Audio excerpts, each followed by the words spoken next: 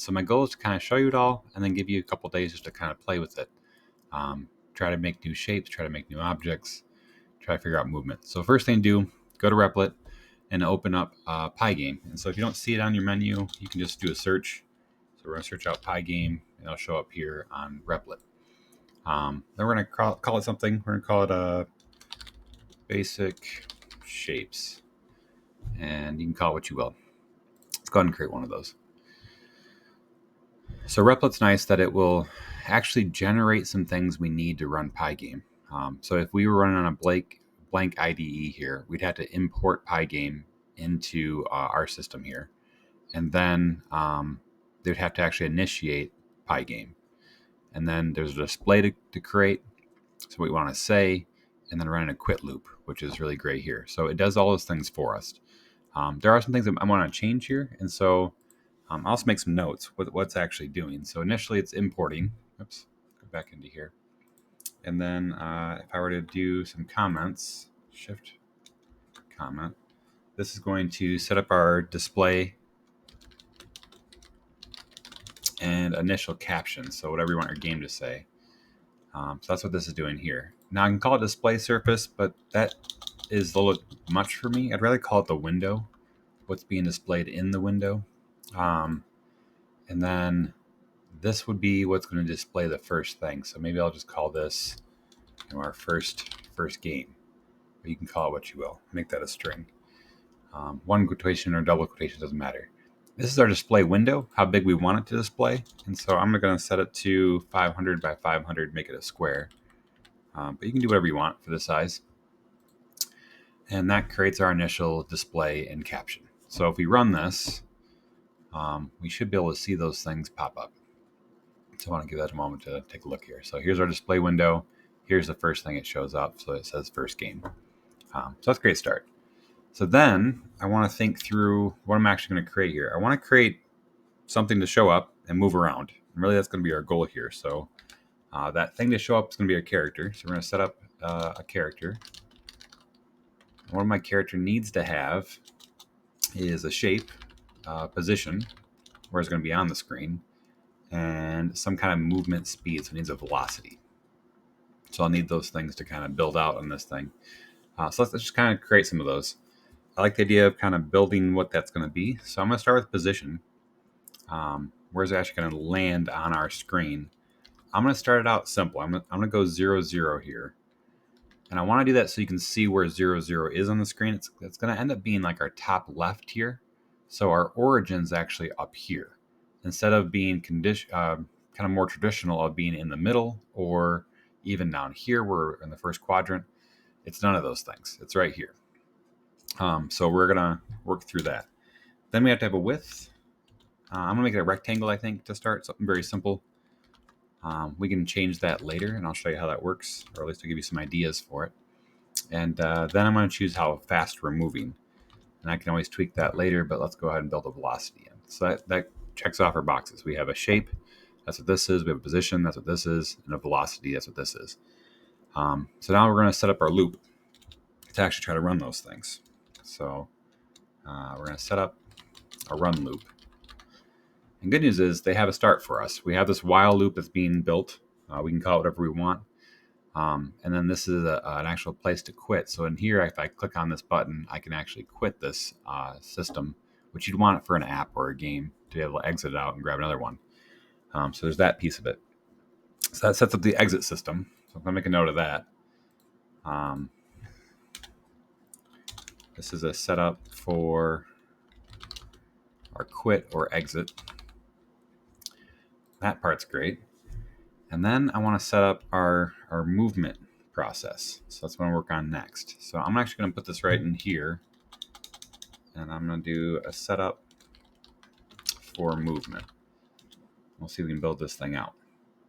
So what do I want to do? I want to have a way to move our character, and I want to use my directional keys. So Pygame has some built-ins that are really nice, and I can use those. So I can actually use keys. I'll make that a variable. And then Pygame has a built-in, pygame.key.get _ pressed. That's the method they use to allow things to be entered in. So we're going to have that as an existing built-in. So then I need to have some what ifs. Well, if they press in this program those keys, and I can define it this way. Come on now. Pygame.k underscore left. Almost there. Underscore left. So if they press the left key, I want it to do something. And actually, I'm just going to build all those. Left, right, up, down. I'm going to build each of those. I'm just going to do a copy paste here. I don't want those indented. I want them all to be in the same nest. So let's redefine these. If I want left, I want right, I want up, and I want down.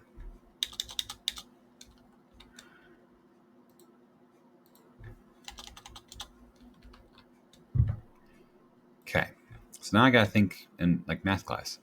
If I were to go left, I would want the x direction to go down. So I'm going to define that. X is going to be going down. So I can say make it go down. Right? So traction equals 2, and whatever the velocity is. So we'll use that velocity to define that thing.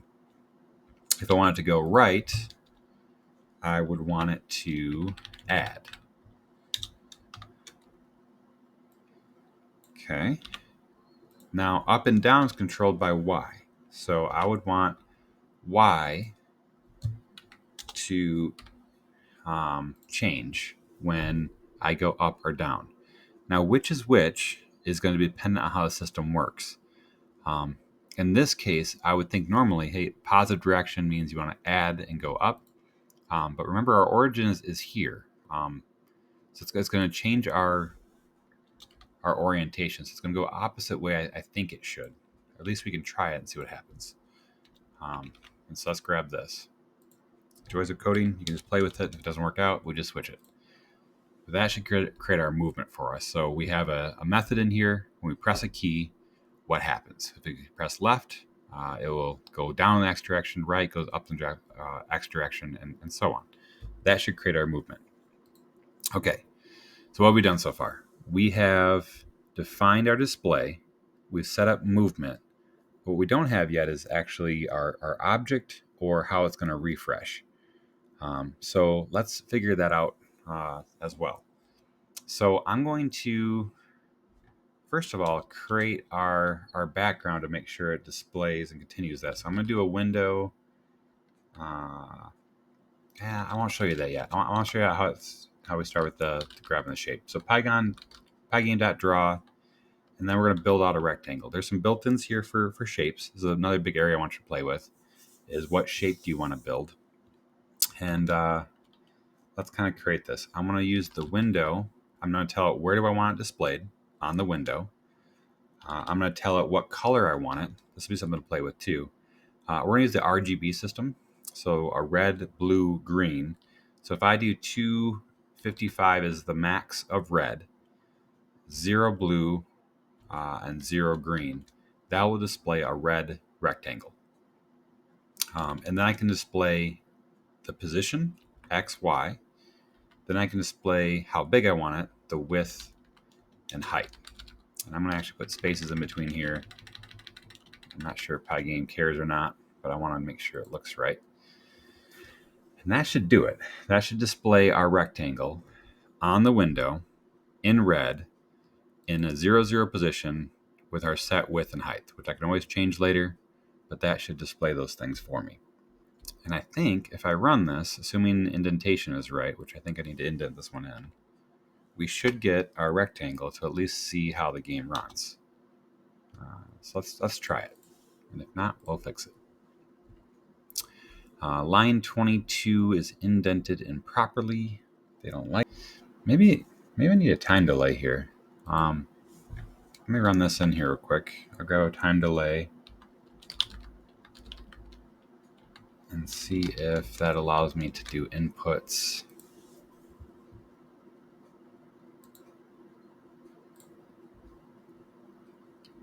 Line 18 doesn't match. Am I too far in?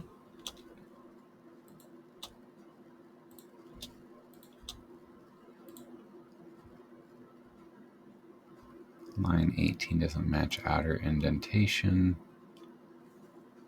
Okay, what's going on?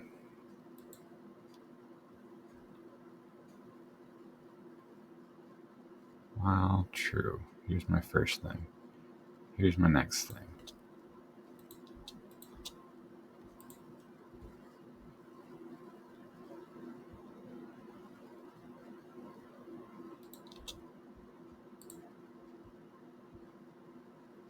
Hey, okay, there we go.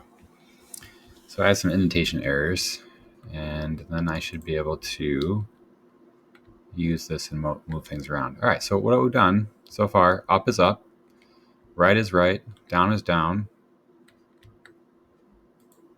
maybe, and my loop ended. So somehow that stopped working. Let's run it again. Double check things. Down is down.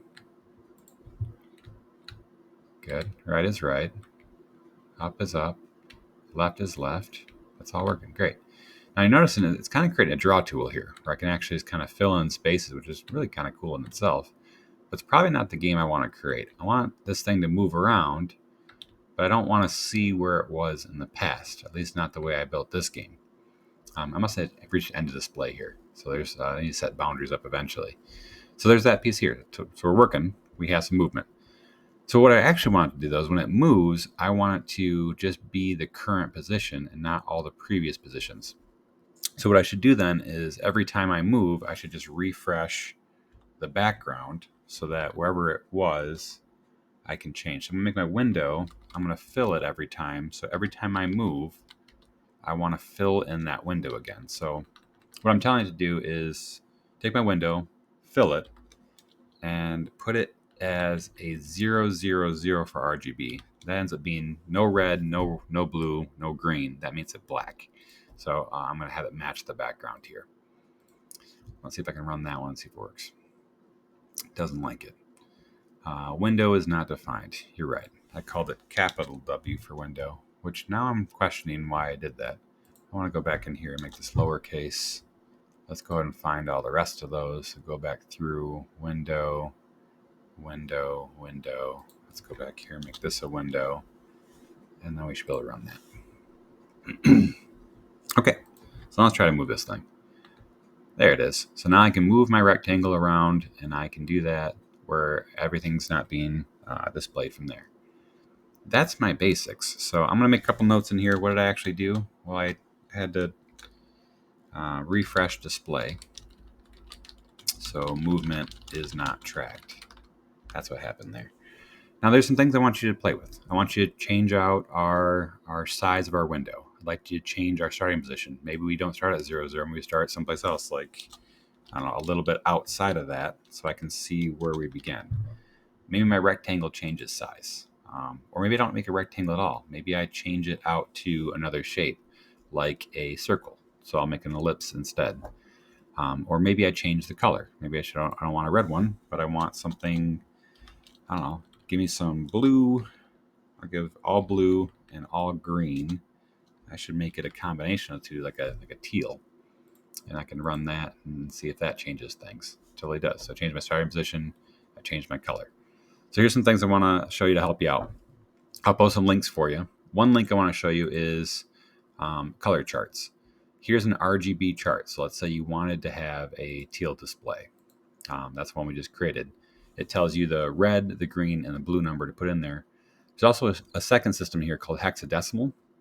Hexadecimal is pretty common as well for coding, and that would give you that display color as well. So you can actually go through here and pick your color, and it'll tell you what to enter in order for that color to be displayed. So red, green, and blue. Those are the pieces there. So that should help you out. The second thing I want to give you is how do I draw other shapes? So I'm going to send another link in here. So let's say instead of having a solid rectangle, which is this structure here, our window, our color, our position, our size, then maybe I want to have a circle. Circles are considered ellipses. So here's all the parameters for that. Surface, color, center, position, radius, how big it is. And then width is a line thickness. So do I want that solid or do I want to have it as a partial or a border, so something like this. So those are things to change out too. So change out your shape, change out your colors, change out your positions, and just see how that process works. And once we have that down, we'll start adding more layers in. So that should be it for this round. Good luck. Have fun.